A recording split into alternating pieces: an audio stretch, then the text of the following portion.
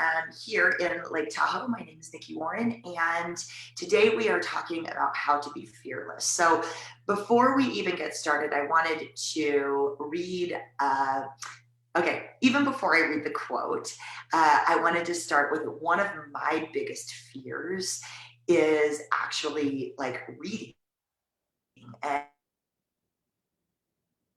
story. But for me to actually slow down and read to you is a very, has been my whole life, something that I've had a lot of fear around.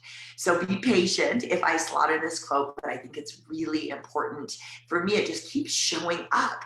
It keeps showing up as I'm training owners, as I'm training coaches, and this quote just keeps really just landing in my lap. So I really want us to take a second and think about how you feel about fear and what your relationship with fear is. So our deepest fear is not that we are inadequate.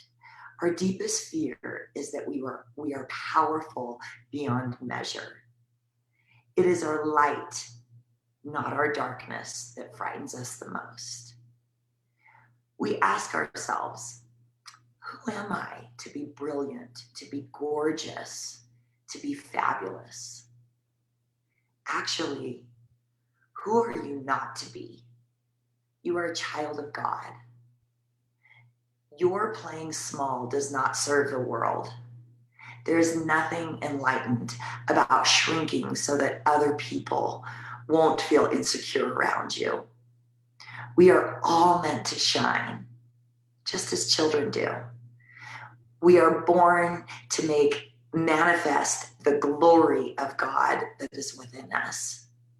It's not just in some of us, it's in every single one of us. And as we let our own light shine, we unconsciously give others the permission to do the same. As we are liberated from our own fears, and we automatically liberate others. So that's Marianne Williamson. And I think that is something that women really, and this is not gender specific, but I'm just talking in general, that women can be raised to be very fearful of shining brightly. Women can be raised to be more reserved and to not be the one that has all the answers, or not to be bossy, or not to overshine in situations because we make other people feel bad or feel not as strong. And so just bringing awareness to that is, are we afraid of our inadequacies, or are we afraid that we're more powerful than the world could even handle?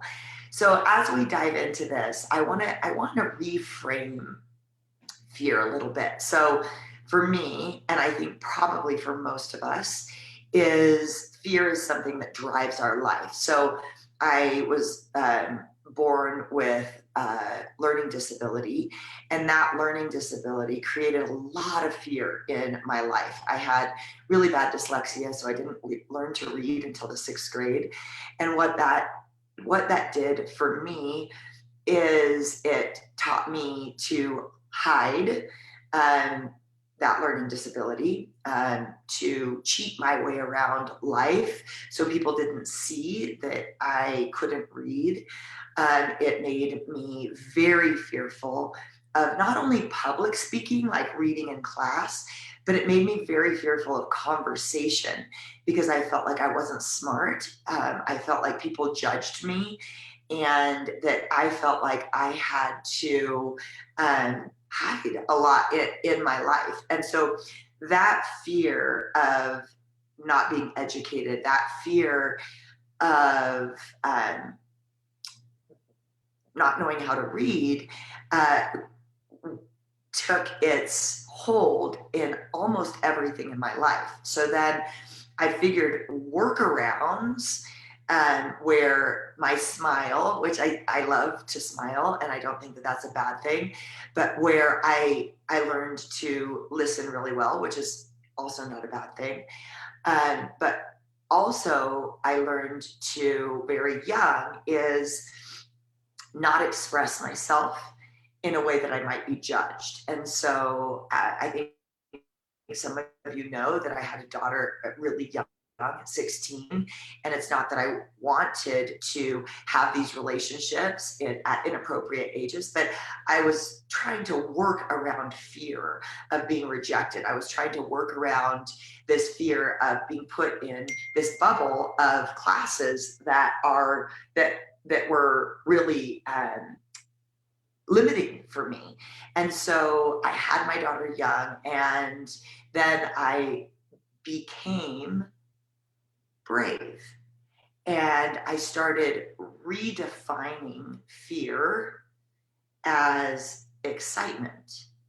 And so today I want to share with you some of my tips of how I took fear and looked at it in a way that where I could redefine it as excitement. Now, another thing I was thinking about when I was preparing for this class is I ended up with, for many years, with someone who his name is Dan Osman, and he was fearless.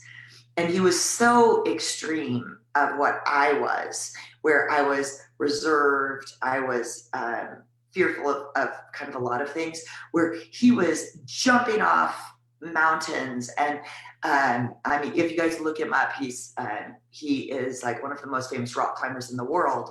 And he actually was on a no fear poster. And so it was funny to me that fear had been so rooted into my life. And then the opposite came into my life, which I didn't let him into my life very easy. He had to work really hard to become part of my life because his whole presence made me fearful. But he had no respect for fear, which was also not good.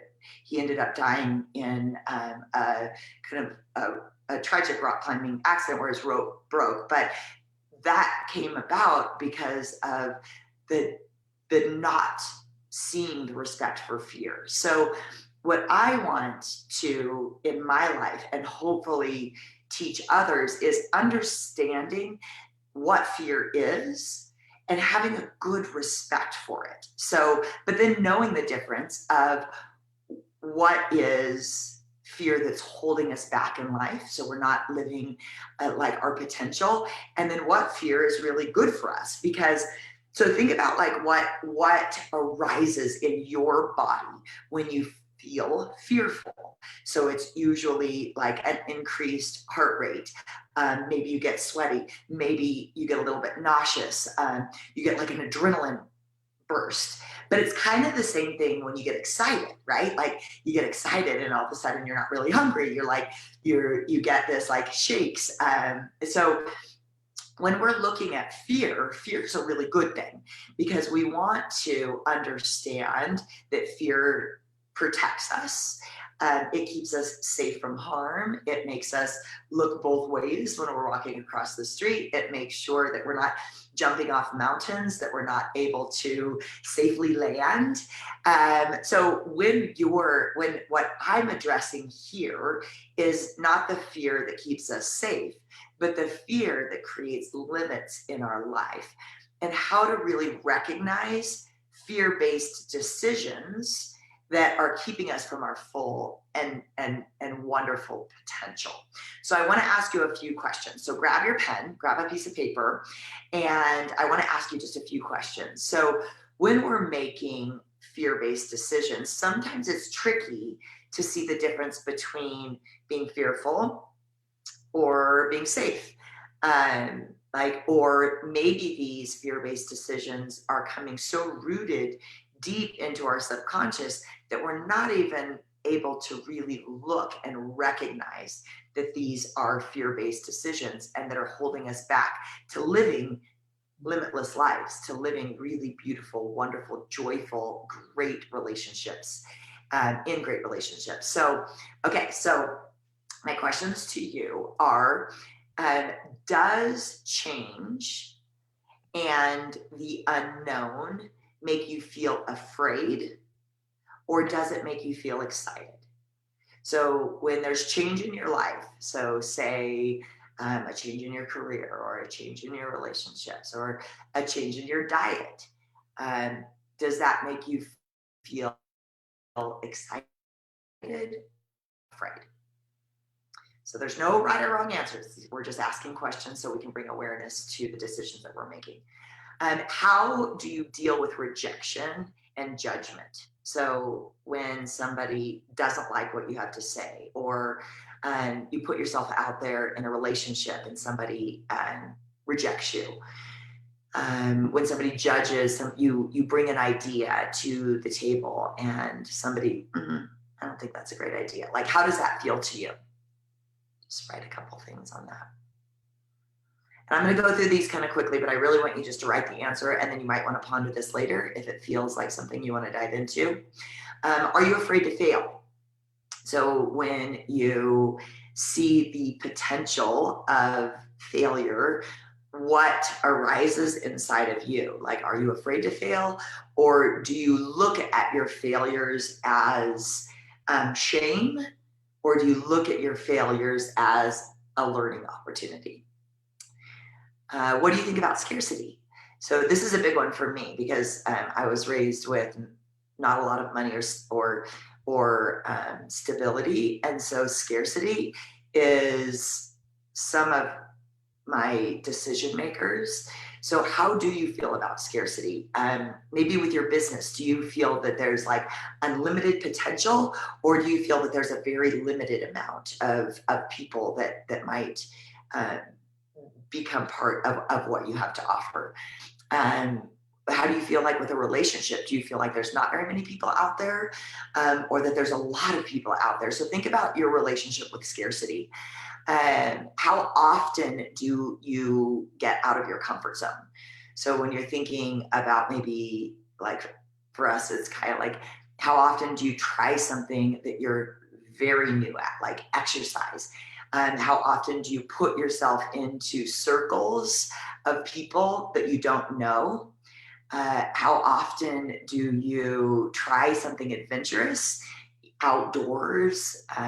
How often do you have conversations that maybe you know should happen, but you're not comfortable with? So how often do you put yourself out of your comfort zone? And then do you give up when things become too much? So maybe you tried a new diet plan, and when life gets too stressful, you're like, too much, I'll try it later. When you try something new with, like, if you have kids, you try something new and it gets frustrating and then you just give up. So do you, or do you not, get overwhelmed and then throw your hands up and say, this is too much? These are all ways to recognize if we're making fear-based decisions. So when we go back to these, really thinking about that, what is the conversation in your head when some of these questions come about, or even every day? Like, we talk a lot about our mind. So is your mind leading in limiting self-talk? Is your mind leading in fear? Or is your mind your advocate? Or are you, your soul, the leader of your mind and asking for better questions? So when we're trying to recognize fear-based decisions, thinking about, like, what is it, and really looking at these decision makers in our life, because every decision that you make in life is leading you one direction or the other. And if we're constantly limiting ourselves with these fear-based decisions, then we're going to live a very limitless life. And what I want for you and what I want for me is to be able to live to our full potential, is to be able to take some of these fear-based decisions away and peel away some of the fear and then reframe it. So I want you to write right now, I want you to write fear, and then nuke it, take a big circle and cross it, and then write a little arrow to I'm excited. And then under I'm excited, write I'm brave. I'm brave.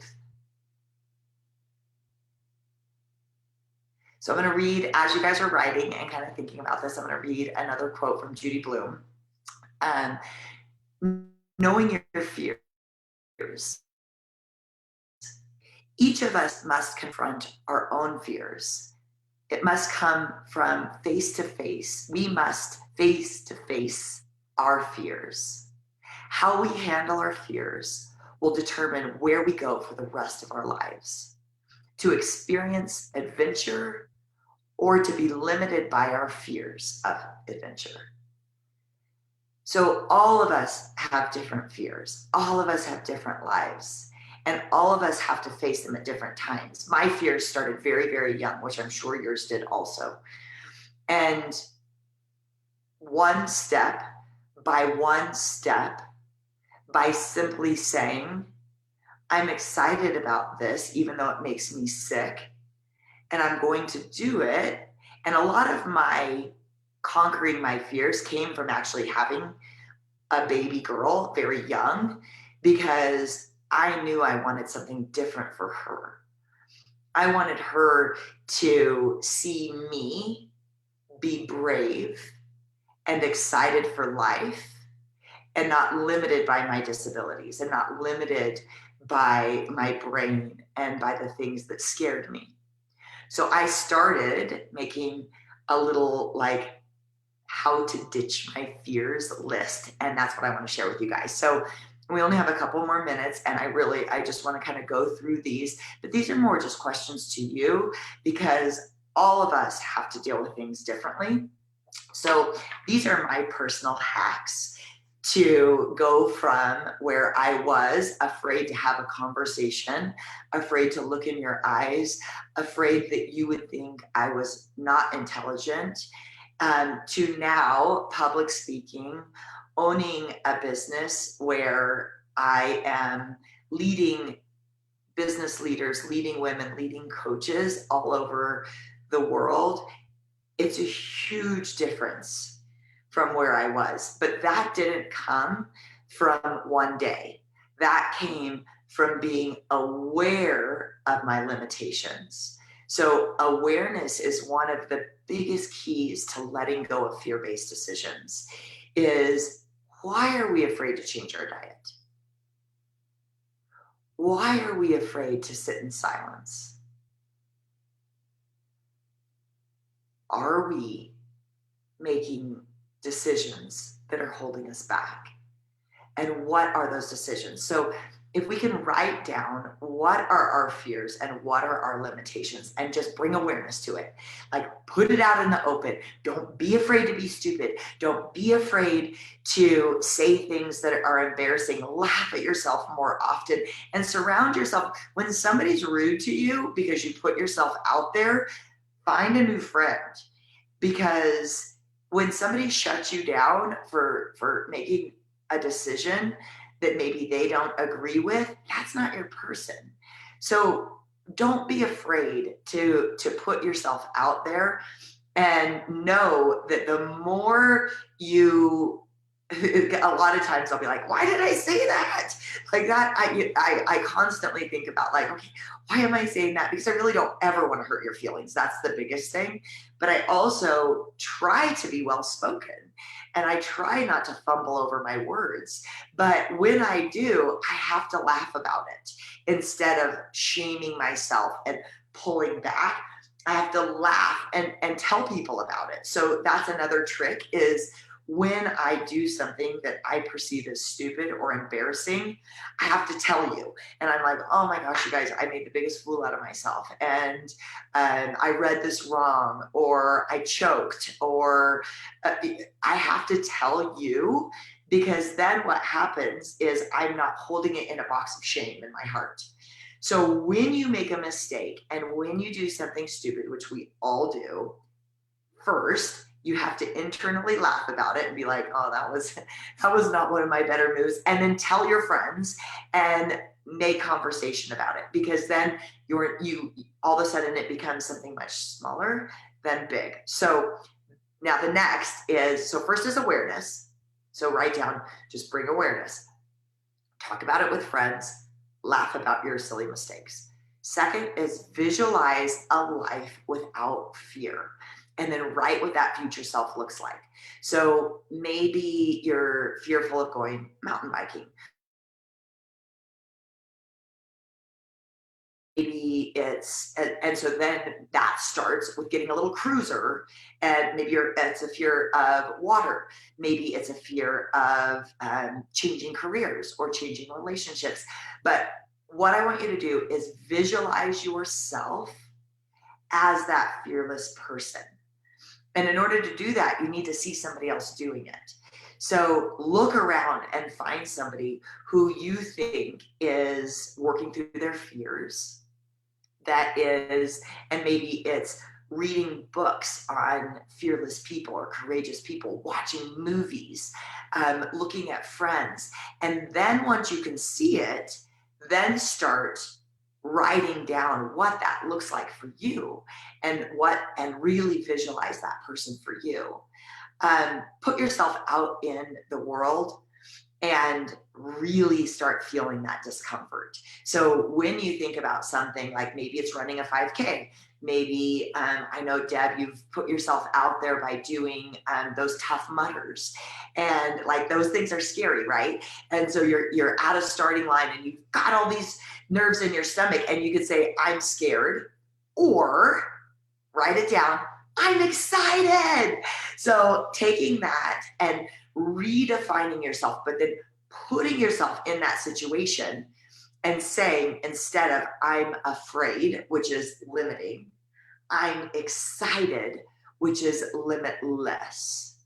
And I'm brave, and I'm making steps towards bravery. It doesn't mean we all have to go out and right now write a book, but maybe it's taking a morning and writing for 5 minutes. So doing something like that. Okay, I'm going to jam through because I am going to go coach in just a few minutes. But for me, it's being grateful. And when I feel fear, so I'll feel fear. I get fearful even like doing these live classes. I get fearful of doing the live stream classes, or running businesses, leading. We're doing a Born to Be Free, which is a business owners boot camp. I get fearful for all of those situations because I care a lot. And so instead of being fearful, I say, I'm so grateful for this opportunity. I'm so grateful. And I look for opportunities to be grateful. The next is ask a lot of questions. So when you're in the presence of other people, ask questions of how other people have gone through hard situations, have made it through life changes, because everybody has really deep stories. Like if we could take the opportunity right now and change the mic to all of you, you would tell us stories that where you have been courageous, and we learn from one another. We learn from our stories. So ask a lot of questions of other people of how they did these micro bravery moments to push themselves out of comfort zone. Write down your worst case scenario. So a lot of times we make up this whole thing of like, I'm starving and my family is out in the streets, and if I did this, everybody would reject me. We make these huge stories in our head, but in reality, worst case scenario is not that bad. So write down just one thing right now that you would like to do that gives you that little excitement in your stomach. It's something that you're like, ooh, scares me, but I want to do it. And then write down the worst case scenario. Worst case scenario, if you don't do it, you're probably going to be disappointed. You're going to live below your potential, and you are not going to let your light shine, which, as we know, if you don't let your light shine, other people don't let their light shine. So people are watching you, and they want to watch you shine. Okay, so start small, write down just really quick micro bravery. So little teeny moments of bravery. I keep talking about Deb because I see you right here, but Deb, when I was out of town, we had some coaches that were out of town too, and she had to put on her bravery suit and go out and coach classes. And so she was like, and she's like the best person for this because she's like, yep, I can do it. I'm scared, but I can do it. And so that micro bravery, which that was a big bravery moment, right? Micro bravery might be just showing up for a spin class, which I'm sure you guys have experienced. Like walking in, whether you've done Kaya, walking in to something where all these women seem to be knowing what they're doing and you don't. That micro bravery, actually coaching the class, that's macro bravery. Micro bravery, just show up to something that makes you uncomfortable. Very, very small. Show up when somebody is, you can see maybe uncomfortable. Go up and introduce yourself. Even if you're rejected, they're only rejecting you because they're scared. But going up and introducing yourself to somebody, like those micro bravery moments are what starts this build up of beautiful, a life of bravery and a life of excitement and a life of adventure. So we talked about redefining fear as excitement and bravery, looking at past fears and looking at the outcome. So I know, like, I was very fearful of almost everything in life. Very fearful of being in relationships. I was very fearful of even applying for a job. Like I didn't even think I was worthy of waitressing, or let alone like going to college and all of these things. So, but then when I looked at the outcome, when I signed up for college and I took micro bravery steps, I graduated. When I was brave and I walked in and I applied at Sprouts for a job, I was amazing at that job. And those fear-based situations, the outcome was great. And so look back at some of the fear-based situations that have been in your life and then look at the outcome, and it's never as scary as we make it out to be. And then the next is just release control. A lot of times when we are really controlling in life of our whatever, our children, our significant others, our life, sometimes that control is fear. And if you can let loose of the control and know that the wild side in life is not that scary, and that letting people just be their own crazy self is actually fun to watch, and knowing that life isn't as scary as it can seem, letting go of control is one of the things that might be that window of opportunity for you to live a fearless life. So I hope this was helpful, you guys. I'm going to post just a couple quotes because I had a great, maybe I have a second to read them. So Napoleon Hill is, fear is a habit. Now I liked this one because we talk a lot about habits. So fear is a habit. So is self-pity, defeat, anxiety, despair, hopelessness, and resignation. You can eliminate all of these negative habits with two simple resolves. I can and I will. So maybe just write that down on a piece of paper. I can and I will. And knowing that everything in life is a habit. And if we let fear become a habit, if we let self-pity become a habit, if we let negative talk become a habit, we have to stop it and then redefine it with two simple words. I can and I will. Okay, so the other one is John Lennon. I'll probably wreck this quote, but I'm going to read it and then I'm going to say goodbye and I'm going to go get ready for coaching. So There are two basic motivating factors in life: fear and love. When we are afraid, we pull back from life.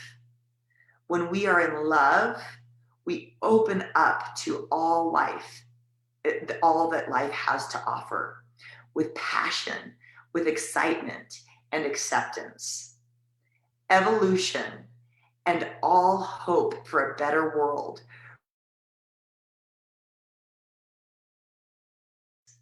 and open-hearted vision of people who embrace life. That makes me like teary-eyed, you guys. Like, and that was John Lennon. So I hope that you go out and find something that scares you. Redefine it as being excited and fearless. Jump in, and please let me know. Direct message me, type in, tell me something that you have done that is creating limitless adventure in your life. Okay, I love you guys. Have an awesome day. Thank you so much for your time. I appreciate each and every one of you being on.